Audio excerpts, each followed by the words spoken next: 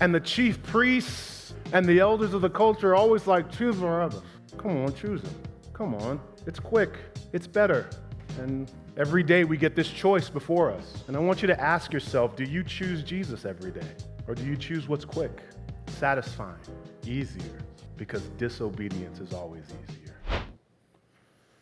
And so the people literally don't say anything, but they're being nudged behind them. And so, verse 21, the governor said again, hey, guys, I'm not sure if you're getting this. Which of the two do you want me to release for you? And they said, Barabbas. And look in verse 22 and 23. Pilate said to them, hold on, maybe y'all don't understand. Then what shall I do with Jesus, who is called the Christ?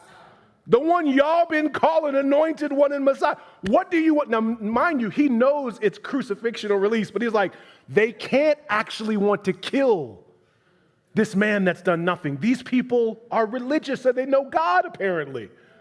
There's no way they would choose this criminal. Look what happens. Look what happens. They all said, let him be crucified. And he says, why? Why? What did he do? They look at, what evil has he done? But they shouted all the more, let him be crucified. And before we close, I just want to make several observations. Pilate is perplexed because he cannot believe they chose Jesus. But I just want you to know, he says, what shall I do with Jesus? And they said, let him be crucified. Then they said, let him be crucified again. Do you know they said the name of Barabbas, but they couldn't say the name of Jesus?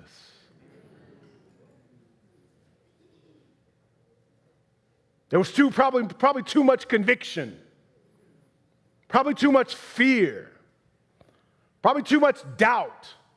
But they know what they wanted. They wanted that guy that was like Judas Maccabeus, who's going to take the Romans out and get me what I want right now. And I got the chief priest behind me and the elders. So you know what? Crucify him. Don't care about those miracles. Don't care about that love. Don't care about that patience. The people were blinded by rage and missed the grace. The grace happening in this text. Does anybody remember what the feast was? The feast of the what? The Passover. And little did they know that there was a commemoration happening in a feast, but there was actually a dedication of the lamb about to happen. See, in the Passover, they would take a spotless lamb. That would mean an unblemished lamb. And then when they took him, they would take his blood and put it over the doorposts. And anywhere the blood was on the doorposts, the death angel would pass over. And Jesus was not an unblemished lamb, but he was a sinless man. That's why they couldn't say what he did. They just said, crucify him. Little did they know that the man that they chose to be crucified was really their Passover lamb. But there is another image in the Bible, and this is in the Day of the Atonement. The Jews would call this Yom Kippur. And the priest would take 2 goats. And 1 goat you sacrifice, and you allow to bleed out and die for the sins of the people. But the other goat, you would lay all the sins of the people on them as well, And then you would let them go off into the wilderness. Now, interestingly, there was a goat sacrifice and a goat that escapes into the wilderness. And the goat that escapes is called the scapegoat. What's interesting is that in our culture, we use the terminology scapegoat. And what we mean is that was someone that got in trouble for what we did. And that is halfway true. Because the scapegoat would take on all the sins of the people and walk into the wilderness. The only thing about the scapegoat was there was another goat, and that goat was killed. So there was a goat sacrifice and a goat that escaped. Barabbas woke up that morning a prisoner for things he had committed that everyone knew. And he went to bed that night a free man. Not because of a new trial, not because of a pardon, but because someone took his place.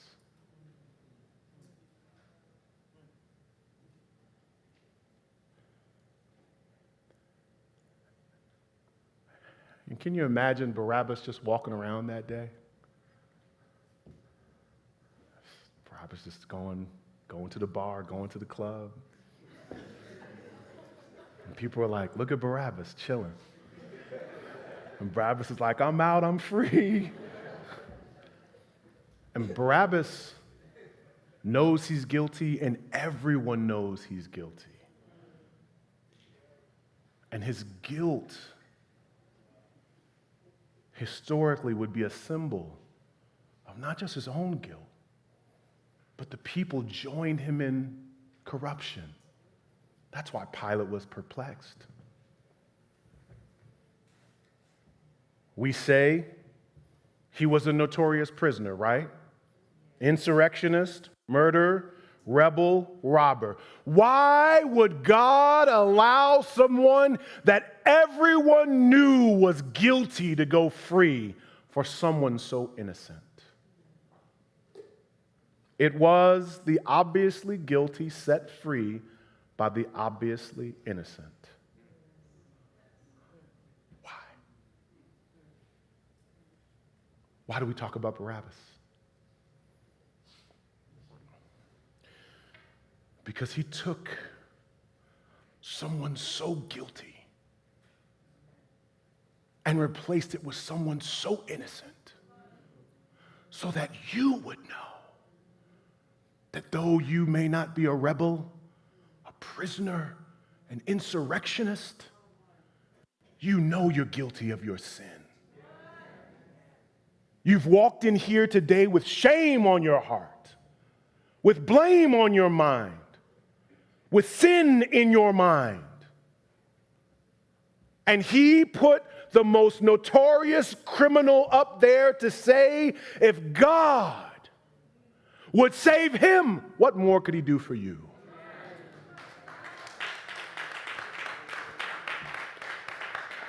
Barabbas is not just the one we chose. Saints, we are Barabbas.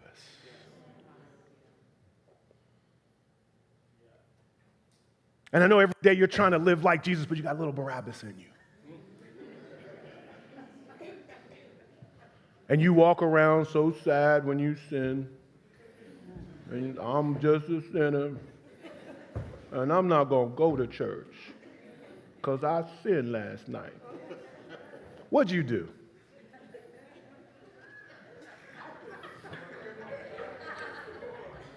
Did you kill somebody? Did you cause an insurrection? Did you murder anybody? Well, it wasn't worse than Barabbas, and God saved him. That's the point. He took the most obviously guilty dude so that you would be like, well, if he's going to save people like him, I know I'm good. For our sake, he made him to be sin who knew no sin, so that in him we might become the righteousness of God. That's the gospel, y'all. That's the gospel. And every day you're trying to live like Jesus, but you act a little bit like the Barabbas. Remember, he died for Barabbas. He died for Barabbas. And I'd like to believe everybody in here, everybody knows you for love and patience and goodness. But some people know you for your sin. And I'm so glad that Jesus died for people known for sin, notorious for sin. But saints, lastly, we just have to remember that Barabbas is about now. And even though many of you have chosen Jesus to lead your hearts, you still have this Barabbas gene inside of you, this Barabbas hunger inside of you, this hunger for now. And Jesus is always wait, because Barabbas will always offer insurrection, while Jesus offers resurrection, waiting patiently. And we still choose Barabbas. We choose Barabbas when we want control instead of surrender, when we want power instead of patience, when we reject hope because it takes too long. We want Barabbas. And some days our flesh is so bent up that Barabbas feels like the obvious choice. So how do we temper this? Many of you have given your life to Christ and you said, I make you Lord. Lord of my life and Lord of my heart. Can I offer you this? Every day is election day. And you've got to re-elect Jesus as the king of your heart every day. And your ballot box is your prayer closet. And you go in there and you check him off and say, again. Lord, again. Oh, I'm not talking about you getting saved again. If you choose Jesus for salvation, you are saved. I'm talking about your peace. I'm talking about your security. I'm talking about your intimacy. What I'm saying is you chose him. Choose him again. Choose him to be king again. And again. And again, because there's a Barabbas waiting for you at work. There's a Barabbas waiting for you online. And some days Barabbas will feel like the obvious choice. But Barabbas will bring regret. Barabbas will bring guilt and shame.